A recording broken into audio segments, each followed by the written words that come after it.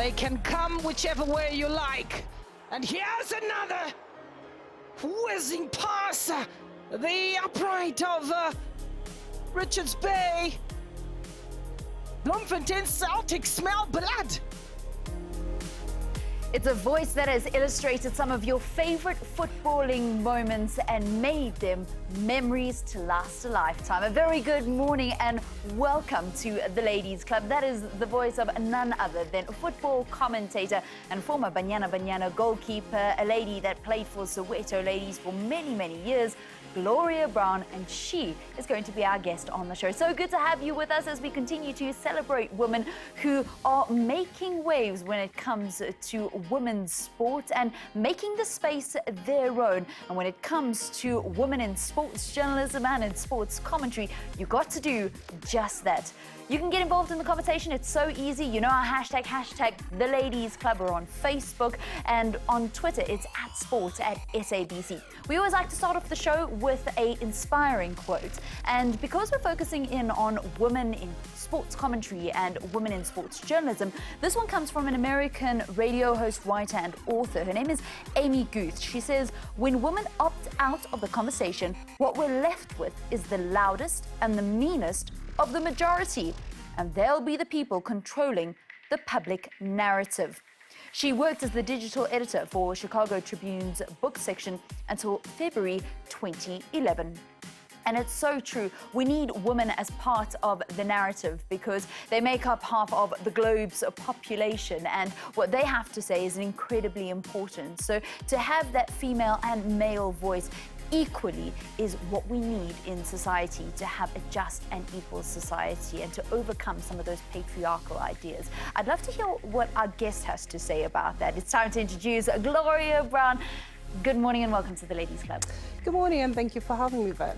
You know, it's so good to have you sitting here with me, and I saw you nodding your head as we were speaking about that quote. It's so important that we do have both voices because we come from a patriarchal world where the woman's voice was deliberately quietened. Absolutely, and I think we are starting to get to hear what the women have to say. We're also getting to see what the women have to say. But on the other hand, silence does not mean that you're not saying anything. Because at times, if people do not understand your words, you got to revert to silence. Perhaps they'll understand. Perhaps it's also the way that women like to make a point. Women have got a different way of going to battle. Women have got a different tactic to use. And sometimes that's what's also needed. Without a doubt. I think we are special as women. We nurture everything we have around us, and that's what makes us really different. And going to battle with that is also one of the key things that I've learned to use, is to be able to nurture and to embrace and to encourage. It sometimes is the best tool, really. You know a thing or two about battling in a challenging environment, especially being in a male-dominated environment like football commentary. Without a doubt, that goes without saying. One had to deal with a lot of challenges coming into the male-dominant area, more so doing something that no other female has done in South Africa or even on the continent. So it was definitely a huge challenge. And how have you managed to stay so stable?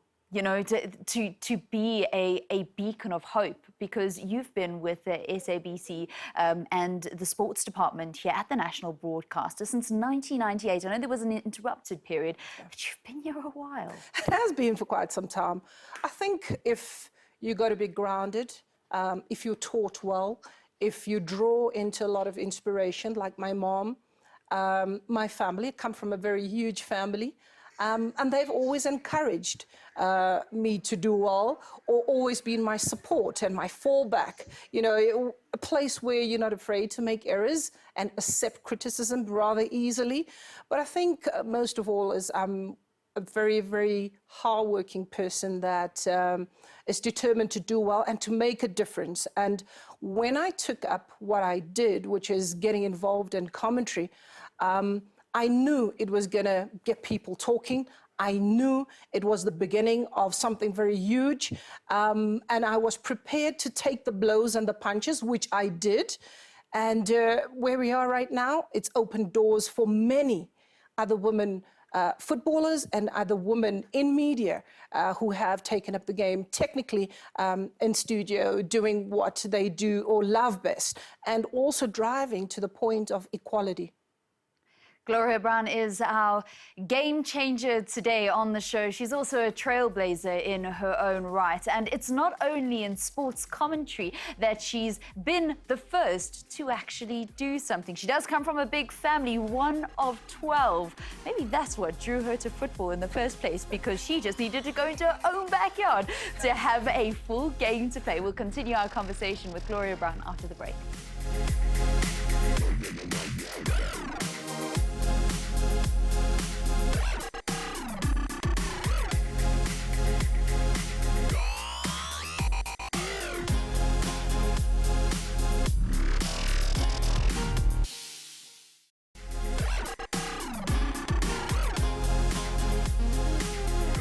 Welcome back. Thanks for staying with the Ladies Club. Remember, we're on social media, on Facebook, on Twitter, at Sports at SABC. Just use our hashtag the Ladies Club. We still got Gloria Brown in studio. We're going to continue the conversation with her in a short while. As I said, she's not only a game changer, but she's also a trailblazer. And what we always like to do on the show is we like to also highlight other women, because I think as a gender, women like to do that. We know that when we are uplifted, it is always best to not pull up the ladder, but to uplift others as well. So we want to highlight another trailblazer, and this is a woman that Gloria and I have both also worked with, Olewa Majeke, and she's our game changer this week. She's worked in media, definitely worth acknowledgement, having been the first black female sports anchor to work on many of South Africa's biggest platforms, such as SABC's Morning Live, 702 Talk Radio, ETV Primetime News Desk, and being the first ever South African woman to anchor sports for an international news channel in Al Jazeera. She's been a sports fan all her life. She's unapologetic about her knowledge of a variety of sport and has seen her crack a number of big sporting gigs, including the FIFA World Cup in Germany. This courageous mother of one has also had her own challenges while striving to make her mark in the industry. She is, however, a confident woman who quickly learns to take those challenges in her stride while continuing to excel as a sports broadcaster. Now, you know her on a personal level, and she is dynamite wrapped up in a small, brilliant package. Absolutely, I couldn't have said that better. Golilla's very unapologetic, and she's one of those women who have, to be honest with you, also fought the battles and paved the way for many like us, and has really made a mark for herself and for the women in South Africa, or around the world, if one could say that. Absolutely. Let's continue speaking about you and your career. Football. Yep. How did a young girl from Stange and KZN get involved from a very big family in football? Valen, I was an athlete. I took sports very seriously from a very young age. Was always nurtured in athletics. Was a 200-meter runner. Was a javelin thrower right up to the highest level at South African schools. Played netball also for South Africa at a tender age of about 14. And was a keen volleyball player as well. So I did everything besides football, though. And when I decided to come to Johannesburg, I came here and realized how difficult it was to get into an athletic club, to get into a volleyball club, and to just continue with sports. And it so happened that my brother-in-law was a Pirates fan, and he said to me, come with me to the stadium one day. And I went. It was a Bob Save Super Bowl game. Pirates was playing there. And then I got to see girls playing football as a curtain raiser to that match. And it was Soweto Ladies that played against Jomo Cosmos Ladies. And that was quite interesting. And I just thought, wow, okay, I didn't do any of that, but I don't think that's difficult. And we got a few numbers after the game. We waited, everybody left the field, got told of the girls, got a number. And on Tuesday, I was at practice in Dobsonville, Soweto. That's where they trained at Jafta, a place they called Jafta. It was an open space under the trees and stuff like that. And yeah, I got involved just like that. That is amazing, because usually when somebody is denied the opportunity in sports that they're particularly good at, like in your case, athletics and netball, that's where the story ends and the sad story begins of being denied the opportunity. You made the best out of a bad situation. Absolutely. I thought, okay, I've done that. Let me try something different, just to stretch myself and to look at different avenues. And I think soccer was something that I enjoyed watching, and really seeing what was on display. I kind of fell in love with it. Although I used to watch it on the television, but I thought, okay, this is going to be a piece of cake, and really took it very seriously, because I believe I am a very serious person and driven to want to do well, have that competitive edge in everything that I do. So yeah, Soweto Ladies is a team that I am very grateful for, that has got me the opportunities thus far. You know, they opened doors. With Soweto Ladies, got to tour the world. They were a team known much more internationally than they were known in South Africa, which was quite strange. So got the opportunity to play in Norway. We played in Copenhagen. We played in Denmark and Sweden and stuff like that. That was obviously through the opportunities that were put before me because of Soweto Ladies. Got into the national team as well. And yeah, the rest is history. And that was in the formative years of Banyana Banyana. So you blazed the trail with our national women's football team too. And definitely. You like to do that in life, it seems, because in your other career as a reinsurance manager, I understand that you just graduated from Gibbs as the first group with a master's in insurance? It's pretty much associated to an insurance MBA. Wow. So it's something really great. It's something that is very demanding, considering that in this industry as well of insurance, it's also a very male-dominant industry. And we were a group of about 30, and about 20 graduated. And yeah, it's one of my highlights, I think. Wow, congratulations. Thank you. From the whole Ladies Club team. That is an amazing achievement, because when you sit here and you speak about football and we hear your commentary, we believe that that's all you do. But now, if I have to tell the viewers at home that she's also a mom of 3 boys. Yeah, we have a house full of boys. Not only, probably not say 3, yes. I have plenty kids. My neighbors' kids. Everyone's kids kind of feel comfortable at home, but yes, the 3 boys have learned to share everything they have with everybody else, because that's exactly how we grew up. As you mentioned earlier, that I'm from a family of 12. My mom had about 40 grandchildren. She's got about 12 great-grand and great-great-grand. So when you look at the immediate family, we were about 86. Wow. That is immediate. So, like, a Christmas lunch is like actually providing for a whole wedding. Absolutely. We need to get a caterer in. When you started out with football and you saw the Soweto Ladies playing, did you ever imagine the turn that your life was about to take? Definitely not. I think as I grew into it, it became bigger and bigger. It came with challenges. It came with things that were kind of unexpected. You know, when you got to face reality now, in terms of realizing that people out there can be cruel. They sometimes are not sincere. And more so, you're coming in as a woman in this male-dominant area. Believe you me, support is not something you're going to get. How do you deal with those challenges and remain professional? That is the big, big question. And then there's also that other aspect of gaining the trust from the viewers. All of these things are rolled into you giving your best performance. We'll speak a little bit more about that with Gloria Brown when we return for our final part of today's Ladies Club.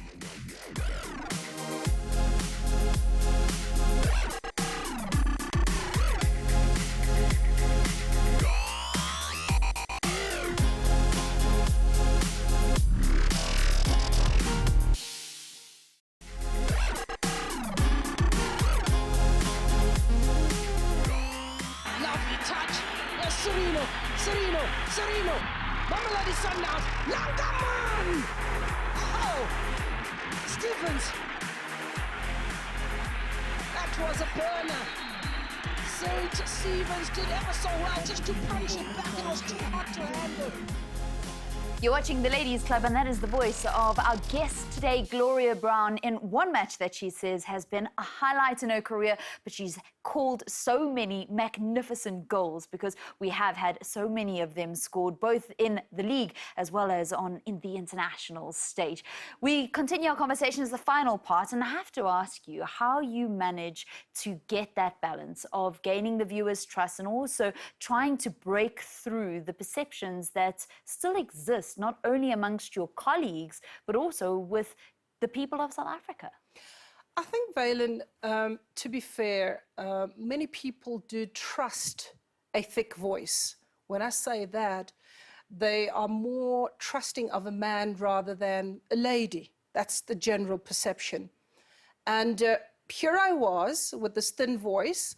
People were hoping and wanting me to sound like someone else.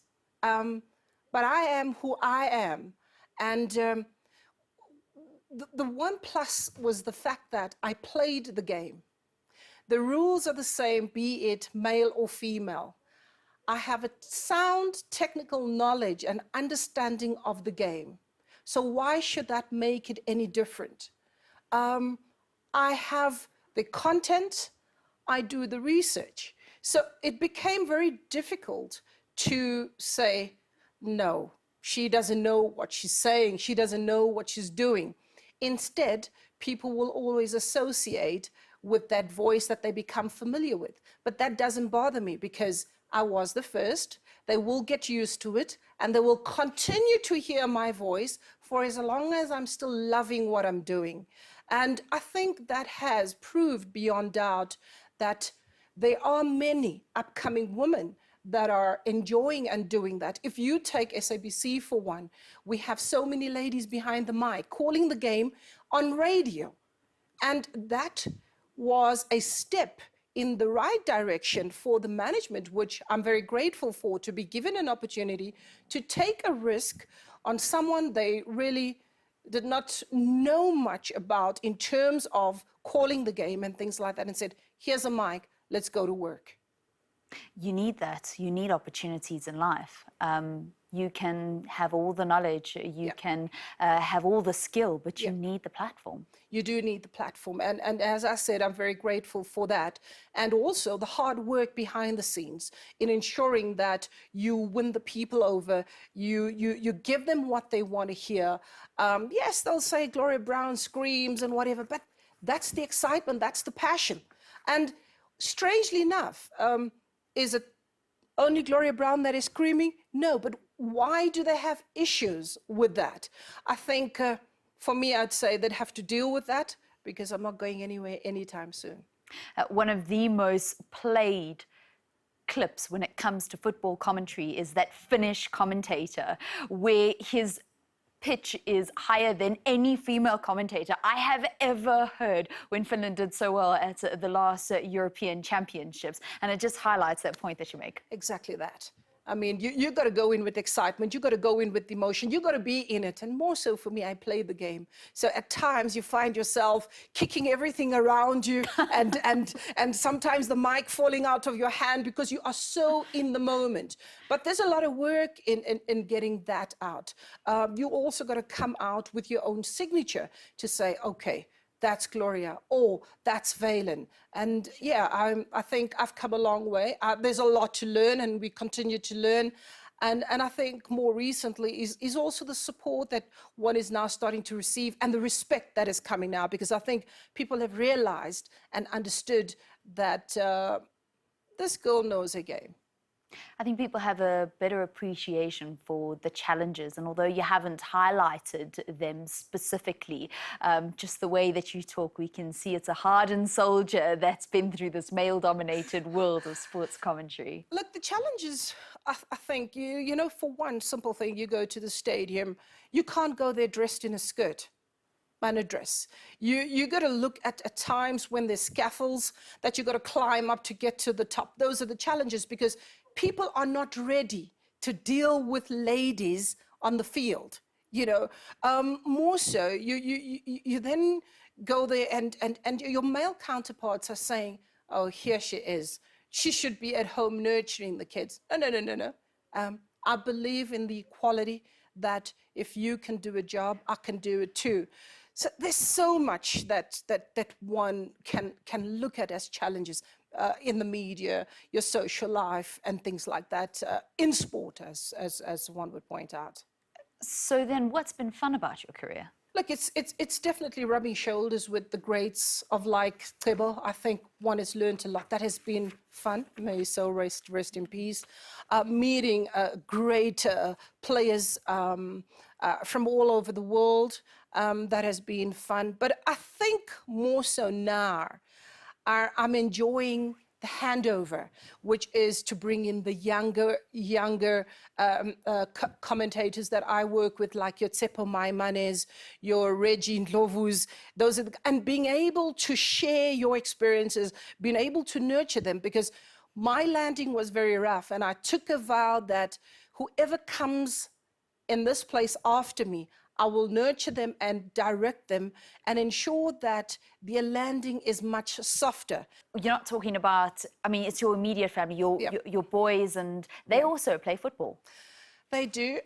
My son, who's at the Northwest University, studying, it's his third year sports science. Okay. He's an aspiring footballer, could be turning pro very shortly. But I think what is important for me was to get him to remain focused and get a career, and then after go into the pro ranks, nurtured at Bidvest, and a few other clubs at Sundowns and things like that.